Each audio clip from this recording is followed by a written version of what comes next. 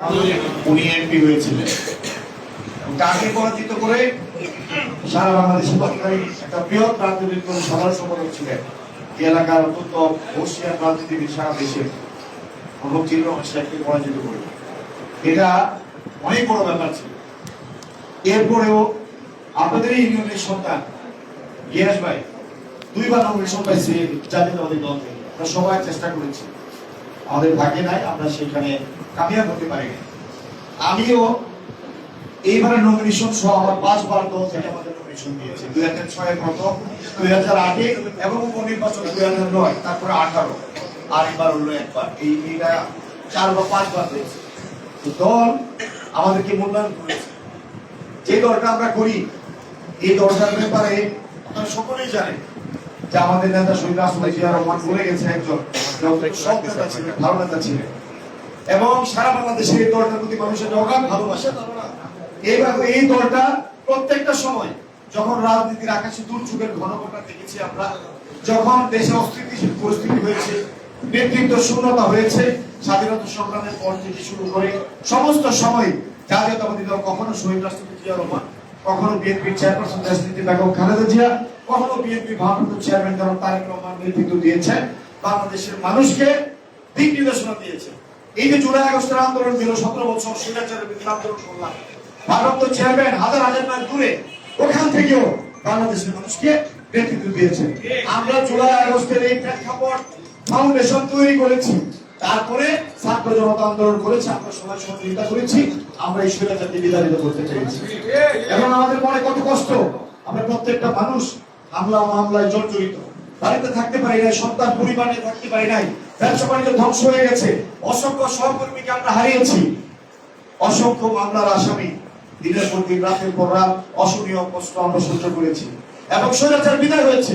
এখনো কিন্তু একটা ষড়যন্ত্র কেমন জানি বাংলাদেশের আকাশে ঘটতেছে, তাই না? আমাদের কিন্তু সজাগ থাকতে হবে, ঐক্যবদ্ধ থাকতে হবে।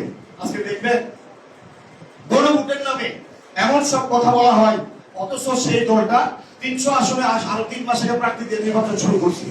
অথচ 24 ঘন্টার মধ্যে যদি গণভোটের তারিখ নির্ধারণ না হয়, নভেম্বরের মধ্যে নির্বাচন হতে দেবে না। ওই দিন একজন নেতা একটা কথা বলছে, এটা কোনো রাজনৈতিক ভাষা বলতে পারে না, শিষ্টাচারের হতে পারে না। সোজা আঙুলে ঘি না উঠলে আঙুল বাঁকা করবো, ঘি আমার লাগবে। এত বড় কথা যারা বলে, তাদের একটু আইনের চেহারা দেখা দরকার। আমরা চাই না, আমাদের বিএনপির জাতীয় স্থায়ী কমিটির সদস্য আমির খসরু মাহমুদ সাহেব, উনি গতকালকে খুব ভদ্রভাষায় একটা কথা বলেছেন।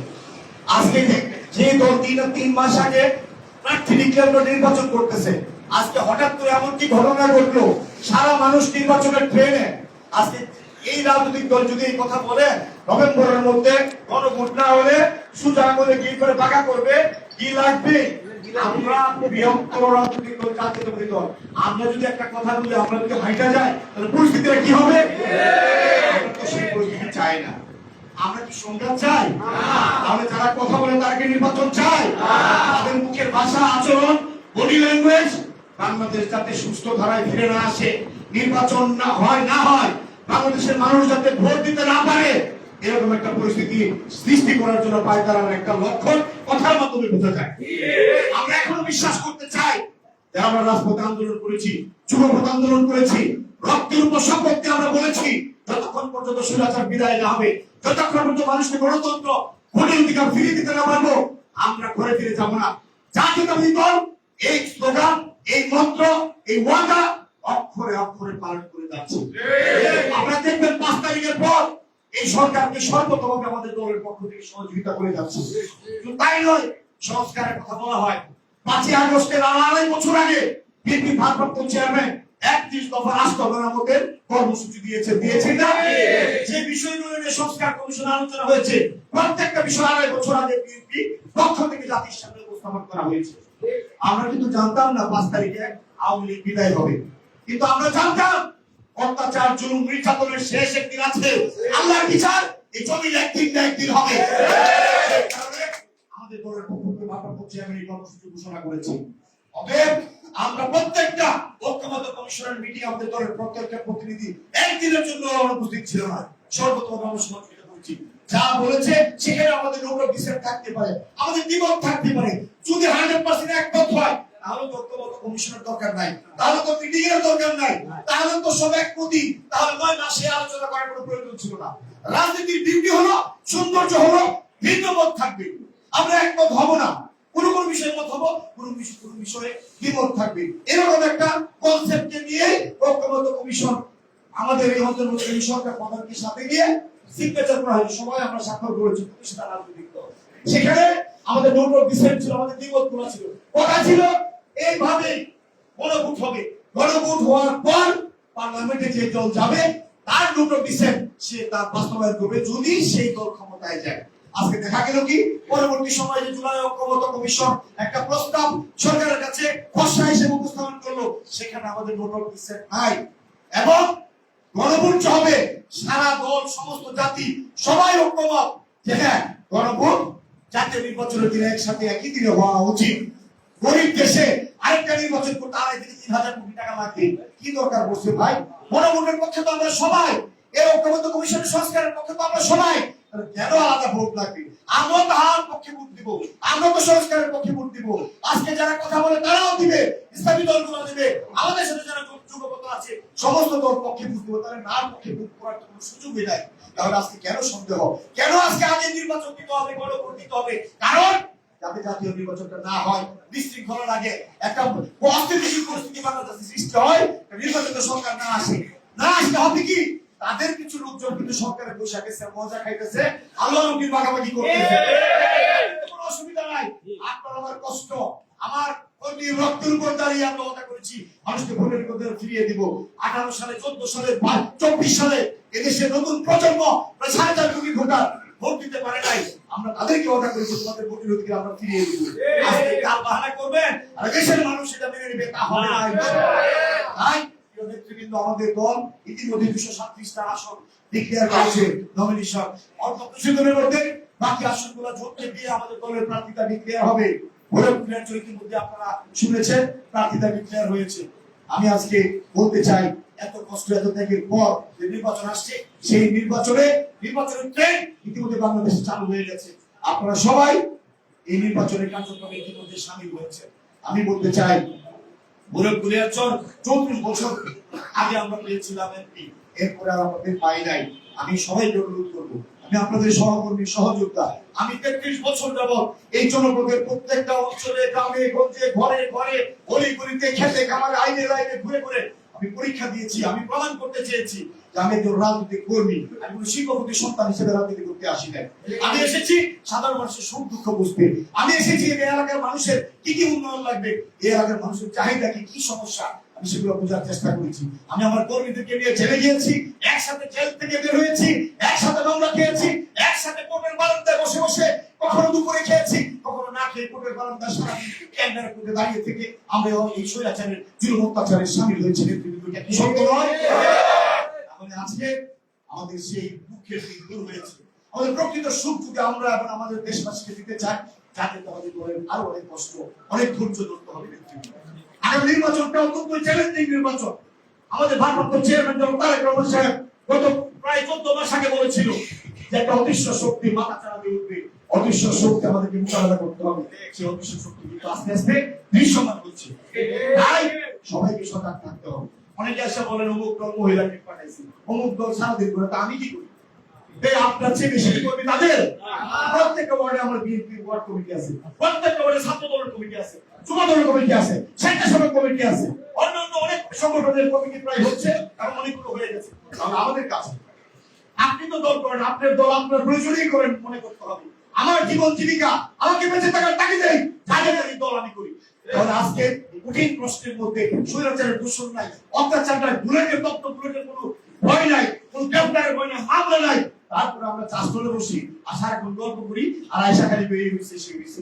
আমার গল্পটা আমি করি, আমার সেন্টারের দায়িত্ব আমাকে নিতে হবে, আমার গ্রামের দায়িত্ব আমাকে নিতে হবে। আমি যত বড় নেতাই হই, আগে আমার বাড়ি ঠিক করি, আমার বাড়ির জবাব দিতে হবে। বাড়ির জবাব দিয়ে আপনাকে থানা নেতা হন আর ওই ইউনিয়নের নেতা হন, সেখানে আপনার নেতাগিরি করবেন। প্রত্যেক সেন্টারের জন্য প্রস্তুতি নেন। অবশ্যই যে কথাটা আমাদের নেতৃবৃন্দ দু একজন বলেছেন যে নির্বাচনের পারফরমেন্সের উপরে অনেক কিছু নির্ভর করবে। বলবেন এই করছি সেই করছি, ফলাফলই বলে দিবে আপনি কি করছেন। প্রত্যেকটা সেই 91 থেকে শুরু করে আমি আপনাকে শিক্ষা পাঠাবো 91 থেকে শুরু করে পর্যায়ক্রমে প্রতিটা নির্বাচন যেগুলো মোটামুটি ভাবে ভোট দিতে পারছে প্রত্যেকটা সেন্টার রেজাল্ট আমাদের কাছে আছে। শিবপুর ইউনিয়ন বিএনপির দুর্গ ওটিতেও আমরা 8000 ভোট কাজ করে ভোট করছি, 5,500 ভোট পাইছি। এখনো সম্ভব। বিএনপির একটা লোক অন্য কোনো দলে চলে যায়নি। যদি আল্লাহর মধ্যে অনেক কর্মী আমাদের দুনিয়া থেকে চলে গেছে, কিন্তু প্রজন্ম তো বেড়েছে। আমাদের অনেক নেতা কর্মী বেড়েছে, তারা যুবক শিশু থেকে কিশোর হয়েছে, কিশোর থেকে যুবক হয়েছে, যুবক থেকে মধ্য বয়সী, তারপরে বৃদ্ধ হয়েছে। আমরা প্রত্যেকেই বেঁচে আছি, অনেক মানুষ ভোট বেড়েছে। আমরা বিশ্বাস করি এই হাউসে যে সমস্ত গুরুত্বপূর্ণ আছেন, দুইজন সাবেক চেয়ারম্যান আছেন, অনেক গুরুত্বপূর্ণ ব্যক্তিবর্গ ইউনিয়ন কমিটির নেতৃবৃন্দ আছেন, ওয়ার্ড কমিটির সভাপতি সেক্রেটারি আছেন। আপনারা যদি আল্লাহকে হাজির নাজির রেখে আপনারা যদি মনে করেন প্রত্যেকটা অংশ নেতা কর্মী এখানে আছেন যে আমরা আগের যে শিবপুর জিয়ানগর সে আগের জিয়ানগরে পরিণত করবো, অবশ্যই এটা সম্ভব। আমি যদি আপনাদের একজন কষ্টিপাশিত মাত্র যাচাই করে একজন কর্মী হয়ে থাকি, সহকর্মী হয়ে থাকি, আমি যদি দলের জন্য আমার জীবনের মূল্যবান সময় করে দিয়ে থাকি, দল যদি আমাদেরকে মূল্যায়ন করে থাকে 4 বার 5 বার নমিনেশন দিয়ে, আপনারা বলতে পারেন মাঠে গেলে আমাদের প্রার্থী নিয়ে কোনো প্রশ্ন আছে? আমাদের প্রশ্ন করবে? প্রশ্ন কি হতে পারে? প্রশ্ন হতে পারে আমরা যারা নেতারা এলাকা ভিত্তিক আছি, আমাদের কিছু না কিছু কথাবার্তা, আচার আচরণ, নিজেদের মধ্যে কিছু ছোটখাটো বিষয় থাকে, কিন্তু আমরা নিজেরাই জানি। নিজেরা যদি আমরা সমাধান করে ফেলি তাহলে আমাদের কোনো সমস্যা নেই। রাজপথ থাকার পরে, এত সুযোগ থাকার পরে কেন আমরা পারবো না? অবশ্যই পারবো। এবং আমি চাই, অনেকে বলছেন 33 নম্বরে পাস, 40 নম্বরে পাস, আমরা সেরকম একটা পাস আমরা দলকে উপহার দিতে চাই। সম্ভব ইনশাআল্লাহ। তাই আমি আমার কথা আমি বলতে চাই না, আপনারাই আমার ভাই, আপনারা আমার সহকর্মী, আপনারাই শরীফ মনে করবেন, আপনারা নিজে মনে করবেন আমি একজন প্রার্থী। বেগম খালেদা জিয়া পরিবার যে কষ্ট, যে অত্যাচার, যে জুলুম, যে নির্যাতন সহ্য করেছে, আমরা যে কষ্ট করেছি, সারা দেশে জাতীয়তাবাদী শক্তি, সাধারণ মানুষ, খেটে খাওয়া শ্রমজীবী মানুষ এই স্বৈরাচারের হাতে যেভাবে নিগৃহীত হয়েছে, নির্যাতিত হয়েছে, আমাদের প্রত্যেকের দায়িত্ব হবে, ইমানের দায়িত্ব হবে, এবার বিএনপিকে রাষ্ট্র পরিচালনার দায়িত্ব হবে। এই কারণে আপনার স্বপ্ন, আপনার এলাকার যে কমিটমেন্ট, আপনার যে উন্নয়ন হয়ে গেছে, উন্নয়ন দরকার, চাকরি দরকার, অনেক কিছু দরকার, সেগুলো করা সম্ভব না হলে আমরা কিন্তু কোনোভাবেই আমাদের সেই দুঃখ বুঝবে না। আবার যদি কোনো কারণে স্বৈরাচারের সে দোষরা মাথা চাড়া দিয়ে উঠে, অথবা আমাদের এই বিস্তৃত পরিস্থিতি থেকে যদি আমরা বের হতে না পারি, তাহলে আপনি বাচ্চা অনেক খারাপ আছে। তাই প্রিয় সহকর্মী কিন্তু আপনারা অনেকেই অনেক গুরুত্বপূর্ণ ব্যক্তিবর্গ, অনেকে গ্রাম্য পলিটিক্স অনেক বলিষ্ঠ, অনেকেই জনপ্রতিনিধি হয়েছেন, নির্বাচন ভালো বুঝেন। আমিও 3-4টা নির্বাচন করেছি। আমি আপনাদেরকে এই কথাটুকু বলতে চাই, আমি আপনাদেরকে, এটা আমানত, আমার দায়িত্ব, আমি কাজ করেছি আপনাদের সাথে। আপনাদের নমিনেশন নিয়ে টেনশন নাই, আপনাদের ভোট রেডি, মাঠ রেডি, বা মাঠে ধান পাকা, আপনারা কামলা দিয়া এটা কাইটা মারাই দিয়া গোলায় করবেন খান। এই কাজটি শুধু অনেস্টি, সততার সাথে কাজটা করতে হবে। এবং আমি মনে করি প্রবাসী কৃষি ইউনিয়নের হাজার হাজার মানুষ ইতালিতে আছে, বিভিন্ন রাষ্ট্রে আছে, যখনই তাদের সাথে আমরা কথা বলি, তারাও দেশে অনেকে চলে আসে। আপনাদেরকে ফোন করে নিশ্চয়ই সবাইকে বলে দিচ্ছি নির্বাচনের প্রস্তুতি থাকতেই পারে, বংশভিত্তিক থাকতেই পারে, গোষ্ঠীভিত্তিক, ব্যক্তিগত বিষয় আমরা এবার সাইডলাইনে রাখি। অনেক যুগ যুগ ধরে অনেক সমস্যা যেগুলো আমাদের মন দিলে পারে না সমাধান, এই বিষয়টা বলে আর প্রয়োজন নাই। আমরা তাই মনে করি আল্লাহর হস্তে আপনারা, আমি অনেক দিন ধরে কষ্ট করতেছি, অনেক দিন ধরে আমি কষ্ট করতেছি, অনেক দিন ধরে আমরা চেষ্টা করতেছি, ভালো নির্বাচন আমি পাই। যেহেতু এই নির্বাচনটা মানুষের সবাই ভোট দিবে, জনগণ ভোট দিবে, আমাদের জনগণের সমর্থন আদায় করতে হলে প্রত্যেকটা মানুষের ঘরে ঘরে যেতে হবে, প্রত্যেকটা মানুষের কাছে যেতে হবে। আমরা সরকারকে ইতিমধ্যে আমরা বলে দিয়েছি, তারা প্রত্যেক ওয়ার্ডে টিম তৈরি করার জন্য। আজকে 9টা ওয়ার্ডের নেতা কর্মী এখানে আছে, 10 জন হোক, 15 জন হোক, 20 জন হোক, আপনারা ওয়ার্ডের প্রত্যেকটা কর্মী টিম বানান। আমাদের বিএনপির একটা টিম বানান, ওয়ার্কিং টিম। প্রতিদিন 2 ঘন্টা সময় দেন, 3 ঘন্টা সময় দেন। একটা ওয়ার্ডে ভোটার কত টিম, ছাত্র দলের টিম যদি যায়, যুব দলের টিম যায়, স্বেচ্ছাসেবক যায়, মহিলা দলের একটা টিম, 9টা ওয়ার্ডে 9টা টিম তৈরি করে নির্দেশ প্রদান করছি। আপনারা মহিলা দল চায়, বিএনপি চায়, 4টা-5টা টিম যদি প্রতিদিন একটা ওয়ার্ডে ঘুরে নিজের আলোচনা করে, সকালে একজন, বিকালে একজন, রাতে একজন, এভাবে যায়, তাহলে তারা অবশ্যই আমাদেরকে কোনোভাবে বিমুখ করবে না। আল্লাহর হস্তে আপনারা এই কাজগুলো করেন। কে নির্দেশ দিব থানা কমিটি কি করবো না করবো বসে থাকার কোনো দরকার নাই। আপনারা ইউনিয়ন কমিটি সবাই যাই টিম নিয়ে বসেন, বৈশা আপনারা কালকে থেকে আমাদের কার্যক্রম শুরু করেন। ইনশাআল্লাহ আল্লাহ উপরে আছে, আমরা এবার কামিয়াব হব। যত কিছুই হোক, এদেশের মানুষ জাতীয়তাবাদী দলকে ধানের শীষে ভোট দেওয়ার জন্য উন্মুখ হয়ে আছে। আমি শিবপুর ইউনিয়নবাসীকে বলতে চাই, আপনারা সবচেয়ে পুরসভার কাছের মানুষ, আপনাদের উন্নয়ন লাগে, আপনাদের যে সুবিধা অসুবিধাগুলো আছে আমি জানি, সবচেয়ে উন্নত ইউনিয়ন হলো সেটা। আপনাদের সমস্ত কাজগুলো আমি করে দেবো,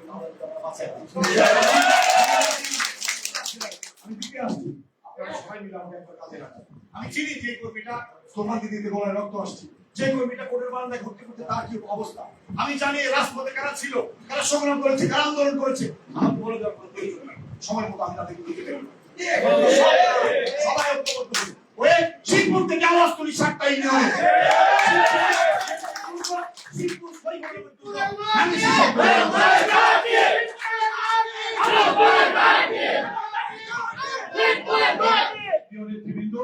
আল্লাহকে হাজির নাজির রেখে আমি মনে করি আমাদের মধ্যে ছোটখাটো দুঃখ কষ্ট যাই আছে সব কিছু বা সভাপতি সেক্রেটারি যারা থাকেন তারাও ক্ষমা চাইছে, আপনারা ক্ষমা করে দিবেন। অন্যান্য নেতৃবৃন্দের কাছে আমি বলি আমাদের দলের পক্ষ থেকে যদি কোনো কারণে কোনো মনে কষ্ট থাকে কারোর প্রতি আমার প্রতিবাদ যেটাই হোক সবকিছু বাঁধবে। আমরা আল্লাহকে হাজির নাজির রেখে আগামী দিনে এই যুদ্ধ একটা ঘোর যুদ্ধ আসছে, সেই যুদ্ধে আমাদেরকে জয়ী করতে হবে। শুধু জয়ী না, আপনারা যদি বড় কিছু পেতে চান তাহলে এমন একটা ফলাফল আপনাদেরকে উপহার দিতে হবে, ইনশাআল্লাহ এটা পাই ঘুরে ঘুরে মানুষের অনেক কিছু বড় কিছু অপেক্ষা করছে।